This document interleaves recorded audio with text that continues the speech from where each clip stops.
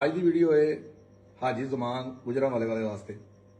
ये मैं वीडियो लानी नहीं सा चाहता, लेकिन मेरी कोई मजबूरी बन गई, लानी पई है कि दुनिया को भी पता लगे साडे भाइयों का, साडे भाई साडे नाल की कर रहे हैं। हालांकि हाजी जमान साहब नाल मेरा बहुत अलग है, बहुत पुराना तलक है, लेकिन मैं तो अज तक कोई मेरा इतलाफ भी नहीं है। लेकिन हाजी साहब पता नहीं की है, मैं तो बड़ी इज्जत देना हाजी साहब को भी, मुश्ताक भाई ने, उस तो बाद अज भी देना और देता रहांगा इंशाअल्लाह। लेकिन बस मैनू तो कोई समझ नहीं आई अज तक इन्हां दी कि तू मेरे नाल तो पूरा तामन भी करते हैं, मुहब्बत भी रखते हैं, लेकिन पता नहीं की वजह है।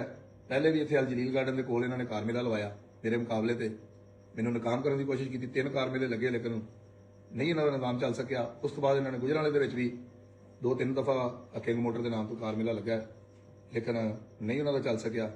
तो हुण उन्होंने आन जनाब आने डोगर के मुकाबले से, फिर असीं करना डोगर का मुकाबला। बई मैं तुहाडे नाल मुकाबले नहीं करना आया, तुसीं मेरे भाई हो, तुसीं काम करो, मैं वाइंड अप कर रहा। 28 तरीक को सिर्फ मैं कार मेला लावांगा, वो मैं वादा कर चुका आवाम नाल, वो मैं पूरा करांगा। 28 तरीक को मैं कार मेला ला रहा अल रहमान कमर्शियल हब, उस तो बाद डोगर मोटर